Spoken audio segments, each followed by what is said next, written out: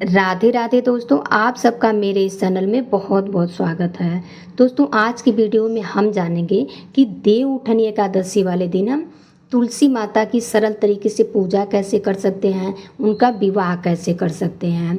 तुलसी माता का विवाह करके आप कन्यादान जितना फल प्राप्त कर सकते हैं। तो चलिए वीडियो शुरू करते हैं। तो सबसे पहले जहाँ भी आपको पूजा करनी है अच्छे से सफाई कर लें और अच्छी सी रंगोली बना लें। रंगोली आप आटे से या गेरू से भी बना सकते हैं। तो यहाँ पर मैंने चौक लिया है, आप रंगोली भी बना सकते हैं या चौक पूर सकते हैं। अगर आपके पास लड्डू गोपाल जी हैं, आप उनकी सेवा करते हैं तो उनको भी विराजमान करें। मैं लड्डू गोपाल की सेवा करती हूँ तो उनको भी पूजा में शामिल करूँगी तुलसी माता के साथ।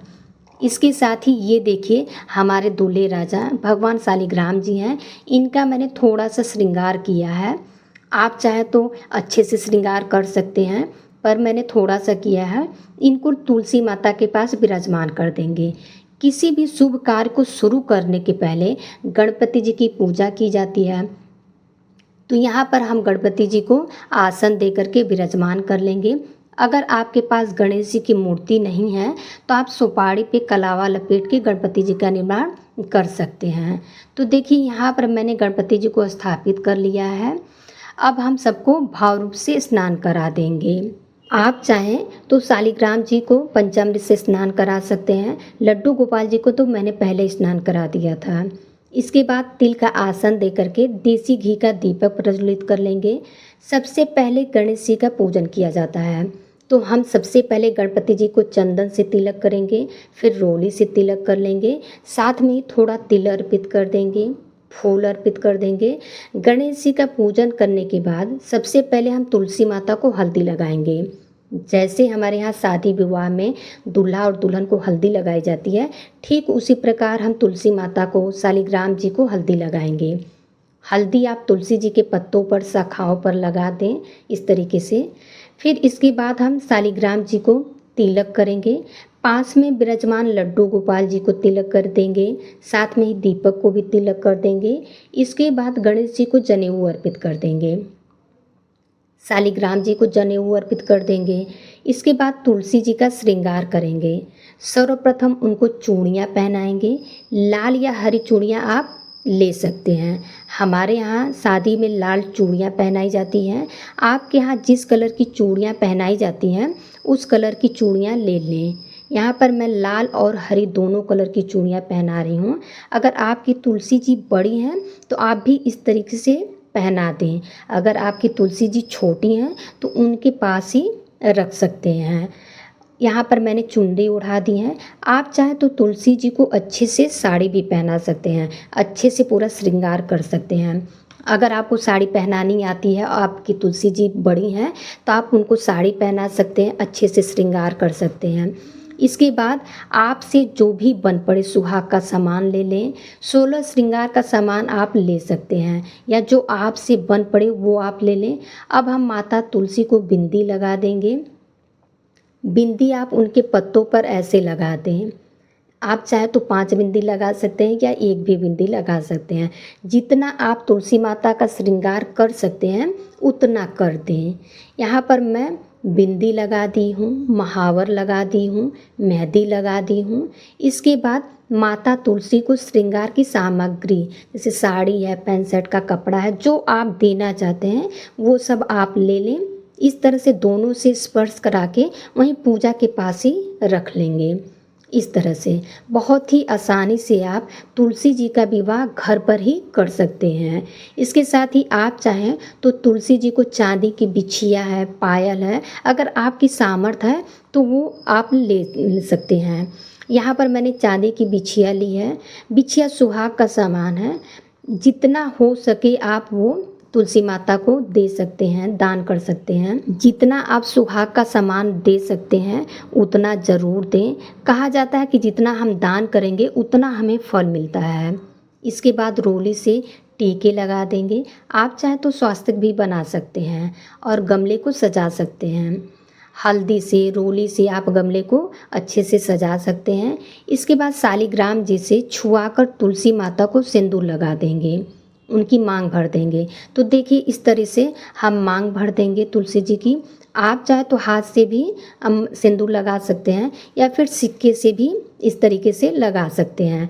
5 पत्ते पर इस तरह से सिंदूर लगा देंगे। इसके बाद एकादशी के दिन चावल यूज नहीं किया जाता है, तो हम तिल अर्पित कर देंगे सभी को। गणपति जी को, शालिग्राम जी को, लड्डू गोपाल जी को, सभी को तिल अर्पित कर देंगे। थोड़ा सा तिल पास में भी रख देंगे। उसके बाद आप चाहें तो जयमाला भी करा सकते हैं। पहले तुलसी जी से छुआकर शालिग्राम जी को पहना दें, फिर शालिग्राम जी से छुआकर तुलसी जी को पहना दें। इस तरीके से जयमाला की रस्म भी पूरी हो जाएगी। अगर आपके पास जयमाला नहीं है तो आप फूल भी अर्पित कर सकते हैं। इसके बाद अगर आप फेरे करवाना चाहते हैं तो आप फेरे भी करा सकते हैं। अगर आपका गमला छोटा है, तुलसी जी को आप गोदी में लेकर फेरे करा सकते हैं। इसके बाद हम भोग लगाएंगे। पहले बतासे का भोग लगाएंगे। इसके अलावा आपके पास जो मिठाई हो, पकवान आपने घर पे बनाया है, वो हम अर्पित कर देंगे। उसके बाद जो ऋतु फल मिले उसे चढ़ा दें।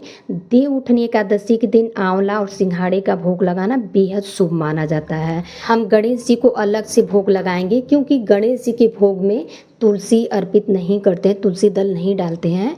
तो हम गणेश जी को अलग से भोग लगाएंगे, बाकी सभी भोग में तुलसी दल डाल देंगे। उसके बाद दक्षिणा जरूर से रखेंगे। जितनी आपकी सामर्थ्य हो उतनी दक्षिणा जरूर रखें। इसके बाद हम गठबंधन करेंगे। उसके लिए इस तरह से कलावा लेकर के इस तरह से तुलसी जी को और शालिग्राम जी को आपस में गठबंधन कर देंगे। इस तरह से ही ये भी एक गठबंधन ही माना जाता है।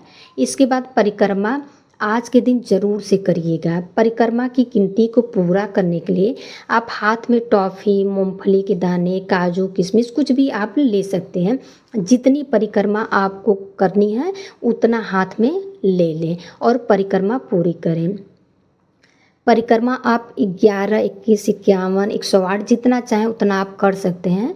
परिक्रमा करते समय आप मन ही मन में भजन करते रहें, राधा कृष्ण बोलते रहें या कोई मंत्र बोलते रहें और अपनी परिक्रमा पूरी करें। अगर आपकी तुलसी जी ऐसे स्थान पर हैं जहां आपको परिक्रमा करने में परेशानी हो, तो आप वहीं पर गोल गोल घूमकर परिक्रमा कर सकते हैं। इसके बाद हाथ में थोड़ा सा तिल और पुष्प लेकर, 1 लोटा जल लेकर हम तुलसी माता की कथा सुनेंगे। ये पूजा आप शाम के समय करें या सुबह भी कर सकते हैं। कथा सुनने के बाद हाथ में जो तिल और पुष्प लिए हैं उसे हम गणेश जी को, शालिग्राम जी को, लड्डू गोपाल को और कुछ लोटे में डाल देंगे। इस तरह से हम कथा सुन लेंगे, पूजा कर लेंगे। इसके बाद हम धूप दीप से आरती करेंगे। गणेश जी की, शालिग्राम जी की, तुलसी माता की, लड्डू गोपाल की, सबकी हम प्रेम पूर्वक आरती करेंगे। आरती करने के बाद हाथ जोड़कर पूजा में रही कमी क्षमा याचना कर लेंगे कि हे तुलसी मैया, अपना आशीर्वाद हम सब पर बनाए रखना।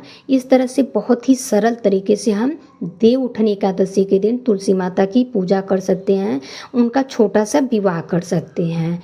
इसके बाद जो हमने तुलसी जी को सिंदूर लगाया है पत्तों पर, उसी में से इस तरह से लेकर अपनी मांग में लगा लेंगे, माता तुलसी का आशीर्वाद मानकर। अब इसके बाद हमने जो सामग्री चढ़ाई है उसका क्या करेंगे वो भी इसी वीडियो में जान लेते हैं। तो जो हम फल मिठाइयाँ चढ़ाए हैं उसे हम प्रसाद के रूप में बांट देंगे। ये जो 1 लोटा जल है उसे आप सूर्य भगवान को अर्पित कर दें।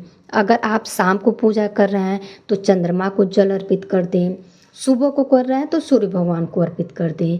ये जो हमने सुहाग का सामान चढ़ाया है, कपड़ा है, आप चाहे तो इसको मंदिर में दान कर सकते हैं या पंडिताइन को दे सकते हैं या फिर आप गरीब लड़की की शादी में भी दे सकते हैं। ये जो दक्षिणा है उसे भी इसी के साथ आप दे सकते हैं या फिर जो भी सामग्री है, दक्षिणा है, साड़ी, कपड़ा या जो भी श्रृंगार का सामान है उसमें आप और ज़्यादा मिलाकर आप किसी को दान कर सकते हैं, ज़रूरतमंद को दान कर सकते हैं। अगर कोई गरीब कन्या हो जिसका विवाह होने वाला है तो आप उसे भी ये दान कर सकते हैं। जो हमने माता जी को चूड़ियाँ पहनाई हैं, बिछियाँ पहनाई हैं, आप चाहे तो उसमें से आप अपने लिए प्रसाद के रूप में निकाल सकते हैं या फिर अपने घर परिवार में भी दे सकते हैं प्रसाद के रूप में। तो इस तरह से ये सारी चीज़ों को हम बांट देंगे, कुछ अपने लिए रख लेंगे। ये जो टॉफ़ी है उसको हम बच्चों में बांट देंगे। तो दोस्तों, आपको ये तुलसी विवाह की वीडियो कैसी लगी कमेंट करके ज़रूर बताइएगा। अगर आपको ये वीडियो पसंद आए तो वीडियो को लाइक कर दीजिएगा, चैनल को सब्सक्राइब कर लीजिएगा। तो मिलते हैं नेक्स्ट वीडियो में, तब तक के लिए राधे राधे।